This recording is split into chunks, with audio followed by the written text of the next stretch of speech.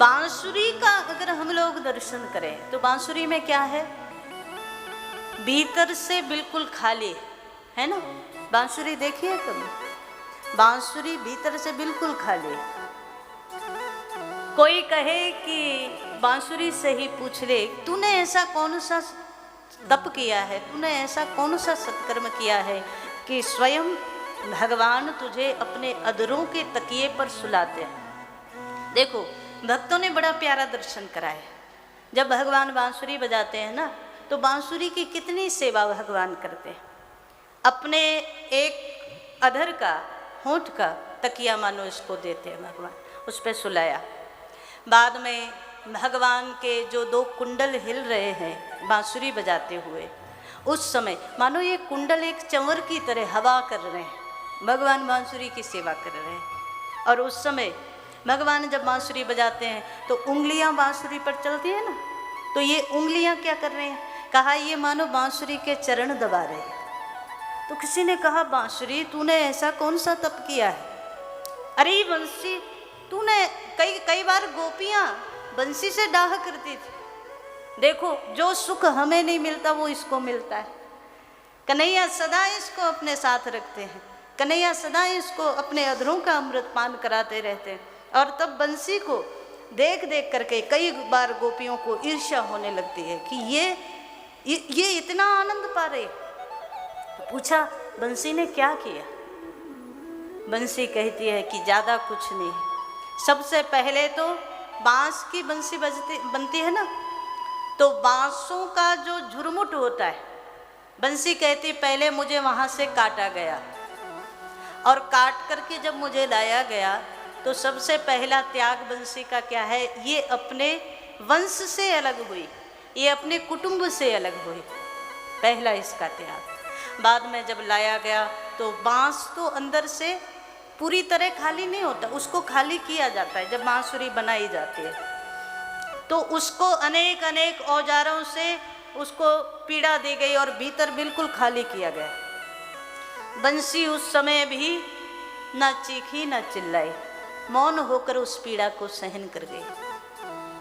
हमारे अंदर भी काम है, क्रोध है, लोभ है, ना जाने कितने दुर्गुण हैं। जिस दिन हम उन दुर्गुणों से रहित हो जाएं, भीतर से खाली हो जाएं, हम भी बंसी बन जाएंगे और हमें भी परमात्मा की पूर्ण कृपा मिलेगी। लेकिन हम भीतर से भरे हैं, वो भीतर से खाली। बंसी को जिस समय उसको भीतर से बिल्कुल खाली कर दिया, उसके बाद उसमें छेद किए गए, बंसी उस समय भी रोई नहीं, चिल्लाई नहीं। हमारे जीवन में तो थोड़ी सी समस्या आ जाए, थोड़ा सा कष्ट आ जाए, हजारों लोगों की स्थिति यह है कि महाराज वो भगवान को भी दो चार अपशब्द सुना देता है, आपने हमें कष्ट दे दिया। क्या भगवान देते हैं? कहा नहीं। कष्ट जब भी मिलता है तो हमें हमारे पापों का परिणाम ताप मिलता है, वो और कोई देने वाला नहीं है, वो हमारे पाप है। लेकिन हम दोषारोपण किस पर करते हैं? भगवान पर।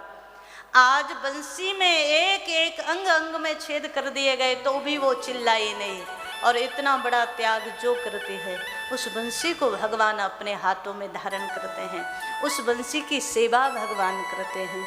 जो जीव हर ताप को सहले और तो भी परमात्मा का विस्मरण ना करे, तो भी परमात्मा को याद करता रहे, उसकी कृपा का धन्यवाद करता रहे, ऐसा जीव बंसी स्वरूप होता है, जो खाली भी हो और हर क्षण परमात्मा का। और बंसी की एक सबसे बड़ी विशेषता यह है, बांसुरी कहती है मेरे अंदर कोई प्राण नहीं, मैं तो निर्जीव हूँ, है ना, जीव थोड़ी है बंसी के अंदर। बंसी कहती है मुझ निर्जीव में तो प्राण भी परमात्मा ही फूंकते हैं।